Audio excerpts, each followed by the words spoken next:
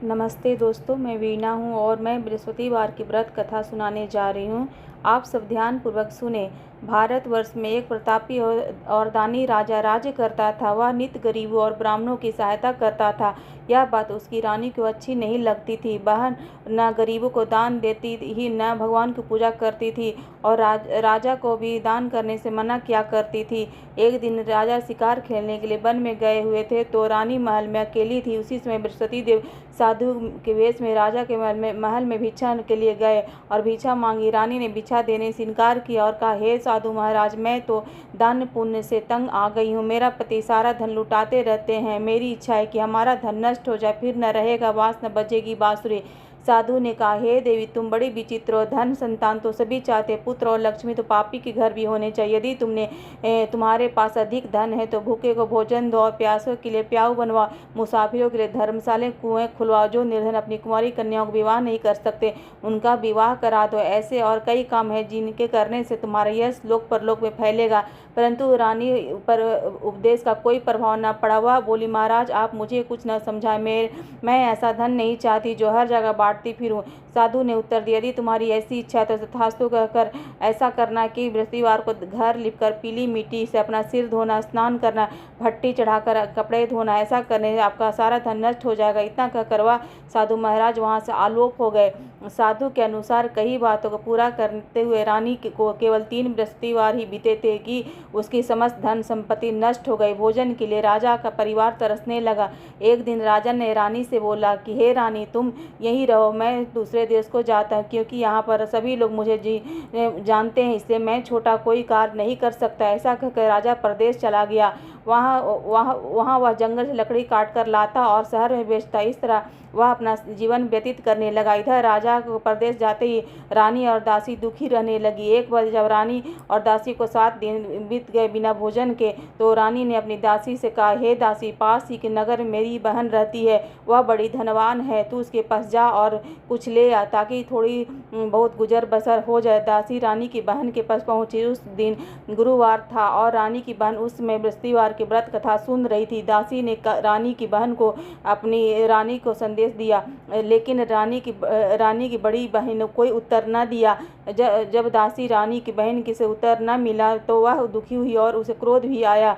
दासी ने वापस आकर रानी को सारी बात बता दी।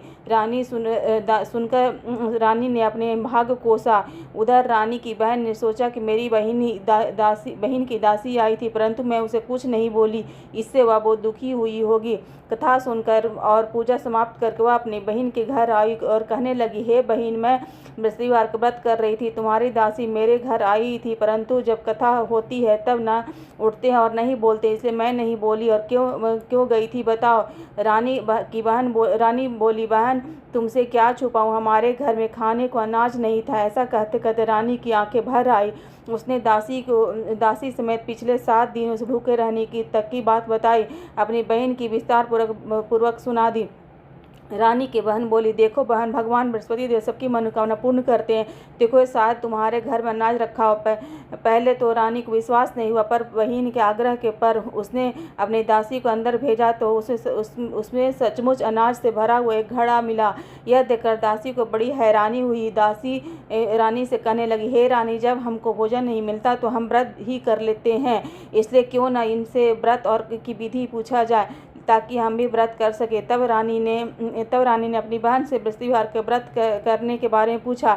उसकी बहन ने बताया, बृहस्पतिवार के व्रत में चने की दाल और मुनक्का से विष्णु भगवान के केले की जड़ में पूजन करे तथा दीपक जलाएं, व्रत कथा सुने और पीला भोजन ही करे, इससे बृहस्पति देव प्रसन्न होते हैं। व्रत और पूजन की विधि बताकर रानी की बहन अपने घर लौट आई। 7 दिन बाद जब गुरुवार आया तो रानी और दासी ने व्रत रखा। गुड़साल में जाकर चना और गुड़ लेकर आई, फिर उससे केले की जड़ तथा विष्णु भगवान का पूजन किया।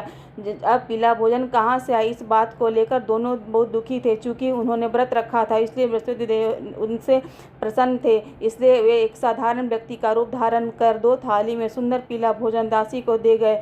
भोजन पाकर दासी बहुत प्रसन्न हुई और फिर रानी से कहने के साथ मिलकर भोजन ग्रहण किया। उसके बाद वे सभी गुरुवार का व्रत और पूजन करने लगी। बृहस्पति भगवान की कृपा से उनके पास फिर से धन संपत्ति आ गई, परंतु रानी फिर से पहले की तरह आलस्य करने लगी। तब दासी बोली, हे देखो रानी, तुम पहले की भी इस तरह आलस करती थी, तुम्हें धन रखने में कष्ट होता था, इस कारण सभी धन नष्ट हो गया, और अब जब भगवान बृहस्पति देव की कृपा से धन मिला है तो तुम्हें फिर से आलस होता है। रानी को समझाते हुए दासी कहती, बड़ी मुसीबतों के बाद हमने यह धन पाया, इसलिए हमें दान पुण्य करना चाहिए, भूखे मनुष्य को भोजन कराना चाहिए और धन को शुभ कार्यों में खर्च करना चाहिए, जिससे तुम्हारे कुल का यश बढ़ेगा, स्वर्ग की प्राप्ति होगी और फिर पितृ प्रसन्न होंगे। दासी की बात मानकर रानी अपना धन शुभ कार्यों में खर्च करने लगी, जिससे पूरे नगर में उसका यश फैलने लगा। बृहस्पति देव का व्रत के बाद श्रद्धा के साथ आरती की जानी चाहिए। इसके बाद प्रसाद बांटकर उसे ग्रहण करना चाहिए। एक दिन राजा दुखी होकर जंगल में एक पेड़ के नीचे आसन जमाकर बैठ गया। वह अपनी दशा को याद करके व्याकुल होने लगा। बृहस्पतिवार का दिन था। एकाएक उसने देखा कि निर्जन वन में एक साधु प्रकट हुए। वह साधु वेश में स्वयं बृहस्पति देवता थे। लकड़हारे के सामने आकर बोले, हे लकड़हारे, इस सुनसान जंगल में तुम किस चिंता में मग्न बैठा है? लकड़हारे ने दोनों हाथ जोड़कर प्रणाम किया और उत्तर दिया, महात्मा जी, आप सब कुछ जानते हैं, मैं क्या बताऊं? यह कहकर रोने लगा और साधु को अपनी आत्मकथा सुनाई। महात्मा जी ने कहा, तुम्हारी स्त्री ने बृहस्पति के दिन बृहस्पति भगवान का निरादर किया है, जिसके कारण रुष्ट होकर उन्हें तुम्हारी यह दशा कर दी है। अब तुम चिंता को दूर करके मेरे कहने पर चलो तो तुम्हारे सारे दुख नष्ट हो जाएंगे और भगवान पहले से भी अधिक संपत्ति देंगे। तुम बृहस्पतिवार के दिन कथा किया करो। 2 पैसे के चने मुनक्का लाकर उसका प्रसाद बनाओ और शुद्ध जल से लोटे में शक्कर मिलाकर अमृत तैयार करो। कथा के पश्चात अपने सारे परिवार को और सुनने वालों प्रेमियों में अमृत और प्रसाद बांटकर आप भी ग्रहण करो। ऐसा करने से भगवान तुम्हारी सभी मनोकामना पूर्ण करेंगे। साधु के ऐसे वचन सुनकर लकड़हार बोला, हे प्रभु, मुझे लकड़ी बेचकर इतना पैसा नहीं मिलता जिससे भोजन के उपरांत कुछ बचा सकूं। मैंने रात्रि में अपनी स्त्री को व्याकुल देखा, मेरे पास कुछ भी नहीं है जिससे मैं उसकी खबर मंगा सकूं। साधु ने कहा, हे लकड़हारे, तुम किसी बात की चिंता मत करो। बृहस्पतिवार के दिन तुम रोजाना की तरह लकड़ियाँ लेकर शहर को जाओ। तुम्हें रोज से दुगना धन प्राप्त होगा, जिससे तुम भली भांति भोजन कर लोगे तथा बृहस्पति देव की पूजा का सामान भी आ जाएगा। इतना कर साधु अंतर्ध्यान हो गए। धीरे धीरे समय व्यतीत होने पर फिर वही बृहस्पतिवार का दिन आया। लकड़हार जंगल से लकड़ी काटकर किसी शहर में बेचने गया। उसे उस दिन से और अधिक पैसा मिला। राजा ने चना गुड़ और आदि लाकर गुरुवार का व्रत किया। उस दिन से उसके सभी क्लेश दूर हो गए। परंतु जब दोबारा गुरुवार आया तो उसने बृहस्पतिवार का व्रत करना भूल गया। इस कारण बृहस्पति भगवान नाराज हो गए। उस दिन उस नगर के राजा ने विशाल यज्ञ के आयोजन किया। तब शहर में यह घोषणा करा दी कि कोई भी मनुष्य अपने घर में भोजन नहीं बनाएगा और आग भी नहीं जलाएगा। समस्त जनता मेरे यहाँ भोजन करने आए, जो आज्ञा नहीं मानेगा उसे फांसी की सजा दी जाएगी। इस तरह घोषणा संपूर्ण नगर में करवा दी गई। राजा की आज्ञा अनुसार शहर के सभी लोग भोजन करने गए, लेकिन लकड़हारा कुछ देर वहां से पहुंचा, इसलिए राजा को उसको अपने साथ घर लिवा ले गए और ले जाकर भोजन करा रहे थे तो रानी की दृष्टि उस खुट्टी पर पड़ी जिस पर उसका हार लटका हुआ था। वहां पर दिखाई नहीं दिया। रानी ने निश्चय किया कि मेरा हार इस मनुष्य ने चुरा लिया है। उसी समय सिपाहियों को बुलाकर उसको कारागार में डलवा दिया। जब लकड़हारा कारागार में पड़ गया और बहुत दुखी होकर विचार करने लगा कि न जाने कौन से पूर्व जन्म कर्म से मुझे यह दुख प्राप्त हुआ है, और उसी साधु को याद करने लगा जो जंगल में मिला था। उसी समय तत्काल बृहस्पति देव साधु के रूप में प्रकट हुआ और उसकी दशा को देखकर कहने लगे, अरे मूर्ख, तूने बृहस्पति देव की कथा नहीं करी, इसी कारण तुझे दुख प्राप्त हुआ है। अब चिंता मत कर। बृहस्पतिवार के दिन कारागार के दरवाजे पर 4 पैसे बड़े मिलेंगे। तू उनसे बृहस्पति देव की पूजा करना तो तेरे सभी दुख दूर हो जाएंगे। बृहस्पतिवार के दिन उस 4 पैसे मिले। लकड़हारा ने कथा कही और उसी रात्रि को बृहस्पति देव ने राजा को स्वप्न कहा। उस नगर के राजा को स्वप्न कहा, हे राजा, तुमने जिस आदमी को कारागार में बंद कर दिया वह निर्दोष है, वह राजा है, उसे छोड़ देना। रानी की हार उसी खुट्टी पर लटका हुआ है। अगर तू ऐसा नहीं करेगा तो मैं तेरे राज्य को नष्ट कर दूंगा। इस तरह रात्रि के स्वप्न में देखकर राजा प्रातः कर उठा और खुट्टी पर हार देकर लकड़हारे को बुलाकर क्षमा मांगी तथा लकड़हारे को योग्य सुंदर वस्त्र देकर विदा किया। बृहस्पति देव के आज्ञा अनुसार लकड़हारा अपने नगर को चल दिया। राजा जब अपने नगर के निकट पहुंचा तो उसे बड़ा आश्चर्य हुआ। उस नगर में पहले से अधिक बाग, तालाब, कुएं तथा धर्मशालाएं बनाए, मंदिर आदि बन गई। राजा ने पूछा, ये किसका बाग और धर्मशाला है? तब नगर के सब लोग कहने लगे, ये सब रानी और दासी के हैं। तो राजा को आश्चर्य हुआ और गुस्सा भी आया। जब रानी ने यह खबर सुनी कि राजा आ रहे हैं तो उन्होंने बादी से कहा, हे दासी, देख राजा हमको कितनी बुरी हालत में छोड़ गए थे, हमारी ऐसी हालत देखकर राजा लौट न जाए, इसलिए तू दरवाजे पर खड़ी हो जा। आज्ञा अनुसार दासी दरवाजे पर खड़ी हो गई। राजा आए तो उन्होंने साथ लिवा ले गए। तब राजा ने क्रोध में करके कहा, अपनी रानी से पूछा कि यह धन तुम्हें कैसे प्राप्त हुआ है? तब उन्होंने कहा, हमें यह सब बृहस्पति देव की कृपा से प्राप्त हुआ है। राजा ने निश्चय किया कि 7 रोज के बाद तो सभी बृहस्पति देव की पूजा करते हैं, परंतु मैं प्रतिदिन दिन में 3 बार कहानी कहा करूँगा, रोज व्रत किया करूँगा। अब हर समय राजा दुशाले में चने की दाल बांधे रहते थे तथा दिन में 3 बार कथा कहते। एक रोज राजा ने विचार किया कि चलो अपनी बहन के यहाँ से हो आए। इस तरह निश्चय कर राजा घोड़े पर सवार अपनी बहन के यहाँ चलने लगा। मार्ग में उसने देखा कि कुछ आदमी एक मुर्दे को लिए जा रहे हैं।